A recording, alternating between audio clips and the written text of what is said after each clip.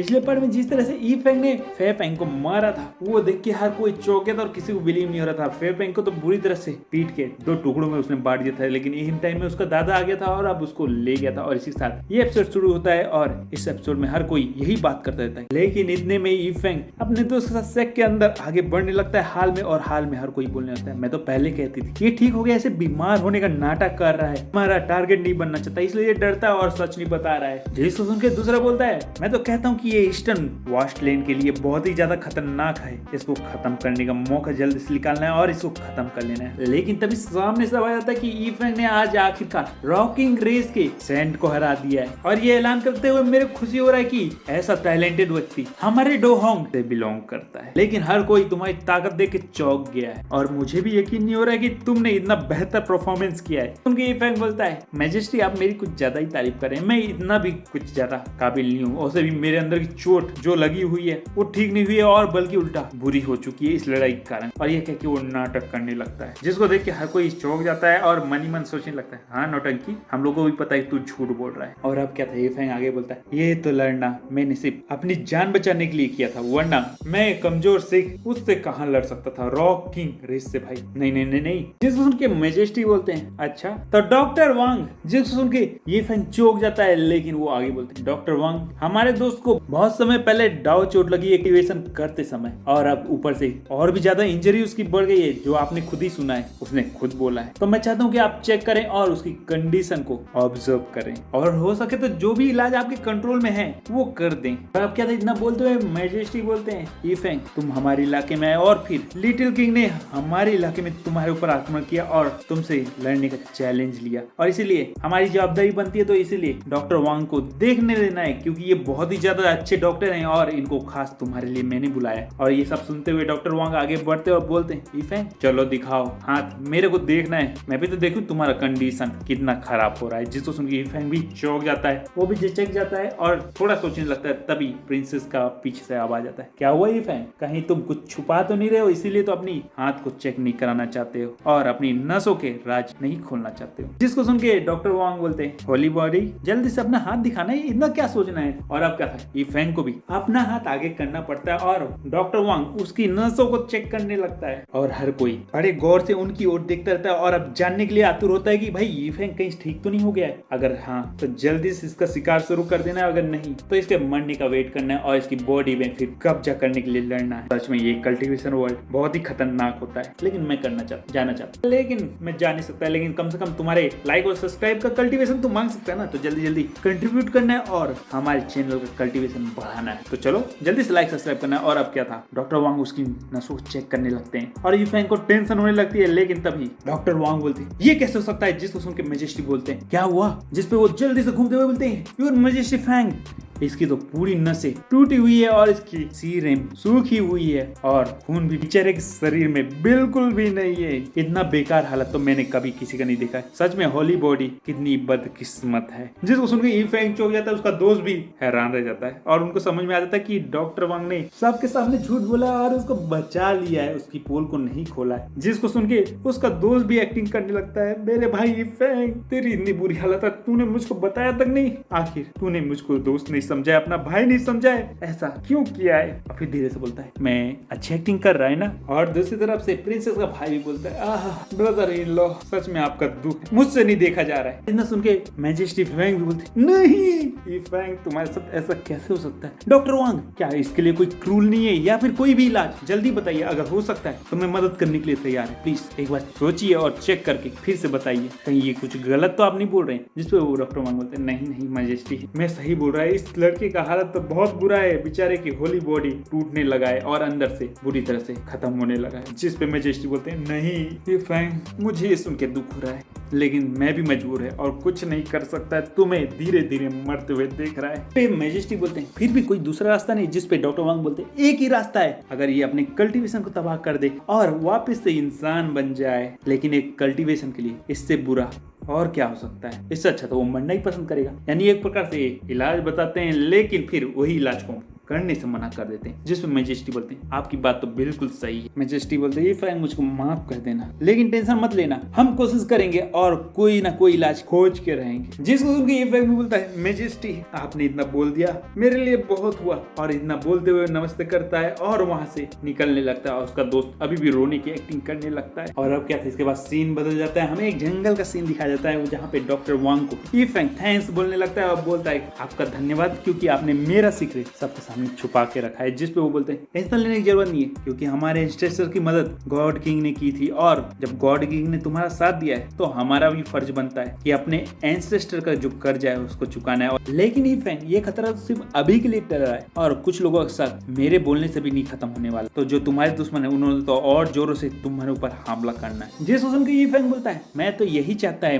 Doctor वांग, क्योंकि मेरे ऊपर कई लोगों ने नजर रखा है और मैं देखना चाहता हूँ कि उनके अलावा बाकी कितने दुश्मन मेरे छुप के बैठे हैं, और इससे अच्छा मौका मेरे को नहीं मिलने वाला है क्योंकि अब उनको पता है कि मैं कमजोर हूँ और इसका फायदा वो उठा के मेरे ऊपर हमला करेंगे और मेरे को पता चल जाएगा कि मेरा दुश्मन आखिर कौन कौन है। जो दोस्ती का मास्क पहन के मेरे सामने खड़ा है अब वो अपना असली चेहरा दिखाने वाला है। लेकिन तभी ब्लैक डॉग वहाँ पे आ जाता है और उसके साथ नाना भी रहती है। लेकिन जैसे ही डॉक्टर वांग नाना को देखते हैं बोलते हैं ये कैसे हो सकता है, नहीं ये नहीं हो सकता, ये अभी भी उसी दिखती है, क्या एंसेस्टर ने जो कहा था वो सच है। सुन के ये फैंग भी चौंक जाता है और बोलता है आपको कहने का मतलब क्या है, आपको नाना के बारे में कुछ पता है। जिसपे वो बोलता है मेरे को कुछ कंफर्म नहीं है लेकिन हमारे मेडिकल सेक्ट में इसके ऊपर कुछ लिखा रखा है जो हमारे एंसेस्टर ने लिख के रखा है, तो ना तुम मेरे साथ चलो और चेक खुद कर लेना है। जिसको सुन के ये फैंग भी चौंक जाता है और सीन बदलता है और हमको मेडिकल वैली का सीन दिखाया जाता है जहाँ पे वो पहुंच जाते हैं। और अब कहता है डॉक्टर वैंग बोलते हैं ये हमारी मेडिकल वैली है। जिसको देख के इंपीरियल डॉग बोलता है यहाँ तो ड्रैगन वैग की खुशबू आती है, जहाँ ड्रैगन उड़ते हैं, ड्रैगन गिरते हैं और ड्रैगन एनर्जी इकट्ठा होती है, वहाँ ड्रैगन वैंग फिर से दोबारा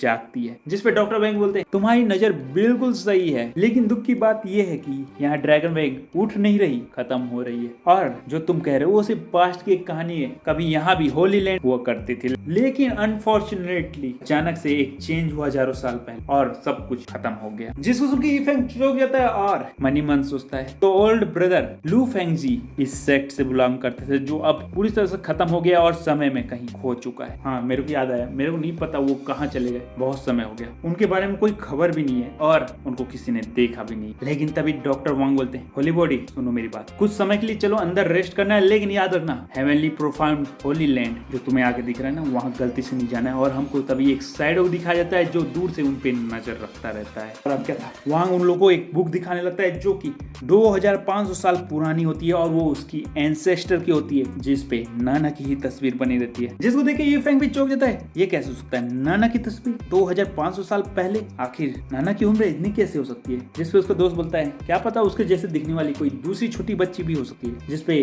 वांग बोलता है हाँ ऐसा हो सकता है, लेकिन इम्पोर्टेंट बात ये नहीं है, इम्पोर्टेंट बात ये है कि नाना जैसे दिखने वाली लड़की जो थी उसकी कहानी बड़ी अजीब और दिलचस्प थी और मिस्ट्रियों से भरी हुई। जो लड़की इस बुक में है उसकी कहानी कुछ इस प्रकार से थी कि वो गांव में घूमती थी और अनाथ थी, लेकिन तभी जब वो खाना लोगों से मांगती थी तो एक कपल ने उसको अडॉप्ट कर लिया और वो लड़की बहुत ही ज्यादा सीधी और शांत थी और वो सबकी बात सुनती थी और बहुत ही अच्छी वेल बिहेव करती थी। लेकिन जैसे जैसे समय बीता और एक दिन पूर्णिमा का समय आया, उस दिन वो सारी बातें भुला दी और उसके बाद उन लोगों की बात पता चली कि वो हर पूर्णिमा को अपनी बातें और यादें भुला देती थी। और समय के साथ उन लोगों ने एक और चीज गौर की कि उसकी उम्र कभी नहीं बढ़ रही थी, वो उसी एज की और उतनी छोटी और उसे ही हमेशा दिखती थी। जिसको देख के हर कोई डरने लगा, डीमन का अंश मानने लगा और जैसे ही वो कपल इस दुनिया को अलविदा कर दिया उसके बाद गांव वालों ने उस लड़की को नदी में डुबा के मारने की कोशिश की। लेकिन एक टाइम में मेरे एंसेस्टर ने वहां से गुजरते हुए ये सब देख लिया और उस लड़की को बचा लिया और अपने साथ रख लिया। लेकिन अचानक से एक दिन वो फिर गायब हो गई और जब एंसेस्टर का अंत आया तो उन्होंने ये बातें अपने बुक में लिख दी और यही वो बुक। जिसको सुन के फैंग को भी अजीब सा लगने लगता है क्योंकि नाना और उसकी स्टोरी बिल्कुल मिलती जुलती रहती है और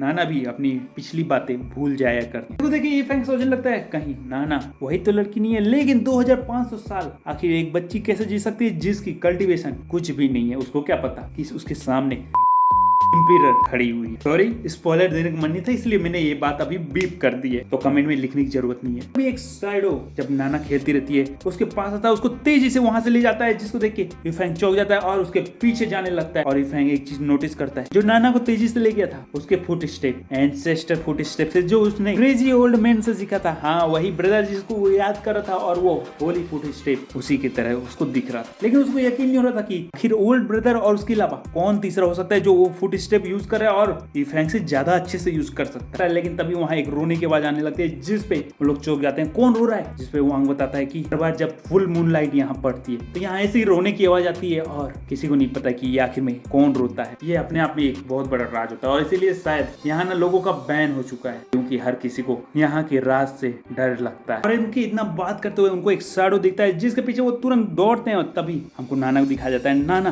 तो डरती रहती है और बोलती है, अंकल आपको क्या हुआ है? आपने मेरे को यहाँ क्यों लाया है? लेकिन वो कुछ नहीं सुनता है, बस अपने घुटनों में आ जाता है और उसको हवा में उठा देता है, और उसके पॉकेट से लाइफ स्टोन को निकालता है और मस्तिष्क में डाल के फ्यूज करने लगता है, यानी दिमाग में घुसेड़ देता है। अबे साले, सॉरी, थोड़ा सा अजीब लग रहा है, अटपटा, लेकिन समझ रहे हो ना कि उससे दिमाग के साथ वो फ्यूज करने लगते हैं, यानी उसकी कॉन्शियसनेस के साथ। लेकिन तभी वहां पे ईफेंग और बाकी लोग पहुंच जाते हैं, और अब क्या था, ईफेंग और उसका दोस्त तुरंत उन पे अटैक कर देता है, लेकिन उनके स्वाड और हथौड़े का कोई असर नहीं होता है, वो डिफ्लेक्ट हो जाता है, जिसको देखिए ईफेंग और वो दोस्त चौंक जाते हैं। और डॉक्टर विक्टर वॉन्ग डूम, अरे यार सॉरी, डूम नहीं, डॉक्टर वांग को भी देख के ये हैरानी होता है कि इतना पावरफुल एक्सपर्ट कौन हो सकता है। जिसपे ईफेंग बोलता है, इसकी कल्टीवेशन लेवल हमसे कई गुना ज्यादा है, लेकिन हमें जल्दी से नाना को बचाना है। और इतना बोल के वो दोनों अटैक करने लगते हैं, लेकिन उनके अटैक का कोई असर नहीं होता है। अब इस बार जब वो खुद के अटैक करते हैं तो वो फिर से पीछे फेंका जाते हैं, लेकिन अब इससे पहले उनको कुछ समझ में आता, वो आगे बढ़ने लगता है। उसका हर कदम ऐसा लगता है कि जैसे मौत साक्षात चल के आ रहा है। लेकिन तभी पीछे से नाना की आवाज आती है, बिग ब्रदर, जिसको देख के ईफेंग चौंक जाता है और ईफेंग उसकी ओर बढ़ता है। नाना उसके पास चली जाती है और हंसते हुए बोलती है, भैया आप यहाँ पहुंच चुके हो? जिसपे ईफेंग बोलता है, तुम ठीक तो हो? जिसपे वो बोलती है, हाँ मैं ठीक हूँ, बस लाइफ स्टोन मेरे माथे के साथ अंकल ने फ्यूज कर दिया है और अब मेरे को काफी अच्छा लग रहा है, और साथ में मेरे को पिछला कुछ हल्का हल्का याद आ रहा है। जिसको सुन के ईफेंग चौंक जाता है और वो सीनियर की ओर देखता है, और जैसे ईफेंग उनके चेहरे को दिखता है वो चौंक जाता है, ये तो ओल्ड क्रेजी मैन है, यानी बिग ब्रदर, आप यहाँ क्या कर रहे हैं? जिसपे वो कोई जवाब नहीं देता है। जिसपे ईफेंग बोलता है, मैं ईफेंग, क्या आप भूल चुके हैं? जिसपे ईफेंग फिर से पूछता है, सीनियर ब्रदर क्या हुआ, मेरे सवालों का जवाब क्यों नहीं दिया? आप इतने समय से कहाँ चले गए थे? और ये सब सुन के डॉक्टर वांग चौंक जाता है और बोलता है, क्या ये वही है जिसने तुम्हें फुट स्टेप सिखाया? इसका मतलब ये 6000 साल पुराना सीनियर है। लेकिन वो उन लोग की बात नहीं सुनता और वहां से जाने लगता है। तभी ईफेंग बोलता है, सीनियर ब्रदर सुनिए, तो लगता है ये नहीं है सुनने वाले, सिंचियन सीक्रेट। जिसको सुन के वो रुक जाता है। जिसपे ईफेंग बोलता है, आपको क्या सिंचियन सीक्रेट के बारे में कुछ पता है? और होली लैंड में क्या हुआ था उसके बारे में? जिसको सुन के वो चौंक जाता है और कुछ देर सोचने के बाद वो आगे बढ़ने लगता है, और वो भी सिंचियन सीक्रेट बड़बड़ाने लगता है और धुंध में गायब हो जाता है। जिसको सुन के ईफेंग भी चौंक जाता है। लेकिन अब अगले दिन ईफेंग डॉक्टर वांग से अलविदा लेता है और अब वो लोग वहां से चले जाते हैं। वो अपने फ्लाइंग बोर्ड में सफर करते रहते हैं। नाना सफर का आनंद लेती रहती है और बादलों और हवा को देखती रहती है। लेकिन तभी वहां मौसम बदलने लगता है और सामने एक कंकाल हमें दिखने लगता है, जिसको देख के नाना तुरंत ईफेंग को खबरदार करती है, जो कि देख के चौंक जाता है और सब लोग को अलर्ट कर देता है। लेकिन इससे पहले वो कंकाल उन सबको खा जाता है। जैसे ईफेंग दूसरी जगह टेलीपोर्ट होता है तो देखता है कि इंपीरियल ब्लैक डॉग उसके साथ होता है, लेकिन ब्रदर टैंक और नाना उसके साथ नहीं रहती थी, इसलिए वो उन लोगों को खोजने लगता है। लेकिन तभी उसको चारों ओर से असैसिन लोग घेर लेते हैं। तो देखिए ब्लैक इंपीरियल डॉग बोलता है, सेंचन सेक्ट, इन लोगों ने तुम्हें मारने का फैसला कर लिया। नॉर्मली किसी को मारते नहीं है क्योंकि ये किलिंग सेक्ट जरूर है, लेकिन बिना असेसमेंट के ये आगे बिना कारण के किसी के ऊपर वार नहीं करते हैं। लगता है तुम्हारी सुपारी किसी ने दे दी है और तुम्हें मारने का फैसला किया है। जिसको सुन के ये फ्रैंक बोलता है, उसकी टेंशन लेने की जरूरत नहीं है, लेकिन अभी तुम्हें नाना और ब्रदर फ्रैंक को खोजने की पहले जरूरत है। तो सुन के ब्लैक डॉग वहां से तुरंत चला जाता है और ईफेंग भी लड़ाई के लिए तैयार हो जाता है। क्या था, इतना बोलते ही चारों ओर के कोहरा छाने लगता है और ईफेंग के ऊपर उन चारों ने अटैक करना शुरू कर दिया है। एक एक करके हर कोई उसके ऊपर स्लैश करने लगता है, जिसका जवाब ईफेंग भी देने लगता है, डॉज करने लगता है और उनसे लड़ने लगता है। लेकिन तभी उनकी फ्लाइंग शॉट भी उससे टकराने लगती है, जिसका जवाब वो अब देता रहता है, डॉज करता रहता है। लेकिन तभी सोचता है इन लोगों को ज़ाओफेंग ने तो नहीं भेजा है, क्योंकि उसने बोला था कि उसका कनेक्शन बहुत ज्यादा है और अगर मैंने उसको शॉट नहीं दी तो वो नहीं छोड़ने वाला है। तभी उसके ऊपर दोबारा अटैक होने लगता है। लेकिन ईफेंग बोलता है, चलो छोड़ो, चाहे किसी ने भी भेजा हो। और अब क्या था, वो उन लोग से लड़ने लगता है, एक करके उन सब के ऊपर स्वॉर्ड से अटैक करने लगता है, स्लैश मारने लगता है। लेकिन कोहरे के कारण वो बार बार बच जाते थे थे, ज्यादा डैमेज नहीं खा रहे थे, इसीलिए वो अपनी स्पिरिचुअल आई यूज करता है और देखता है कि चारों ओर से वो एक साथ आ रहे हैं। इसको देख के वो तुरंत अपने कड़े को यूज कर लेता है और उन सबको एक झटके में ही जमीन में गिरा देता है। लेकिन तभी जो पत्थर के पीछे छुपे हुए असैसिन रहते हैं वो तुरंत उसकी ओर तेजी से बढ़ते हैं, क्योंकि पहले वाले बुरी तरह से घायल हो चुके थे और इस मौके का फायदा उठा के उसको मारने की कोशिश करते हैं। लेकिन इफेंग उनके छुपने की जगह तबाह कर देता है और बोलता है, अगर तुम इस तरीके से अगर मेरे को मारने की कोशिश करोगे तो कभी भी जिंदगी में नहीं मार पाओगे। जिसको सुन के चारों ओर से 4 स्लैश उसकी ओर तेज से बढ़ने लगते हैं, जिसको वो अपने कड़ों से रोक देता है और फिर उन स्लैश को माउंटेन स्लील से तबाह करने लगता है। कहता है उन कड़ों से डायरेक्ट उन असैसिन्स के ऊपर वार करता है और उनको माउंटेन सील से दबाने लगता है। लेकिन तभी वो चारों माउंटेन सील को तबाह कर देते हैं और हवा में उड़ने लगते हैं और एक फॉर्मेशन बनाते हैं जहां 4 एंसेस्टर बीस्ट को समन करते हैं और इफेंग के ऊपर अटैक कर देते हैं। और अब उसकी एनर्जी से इफेंग को सुप्रेस करने लगते हैं। वो अपनी स्पिरिचुअल सील से अपना बचाव करने लगता है। तभी वो लोग बोलते हैं, एक बार हमारे सेक्ट ने जो कार्य ले लिया, मेरा मतलब उड़ाने का जो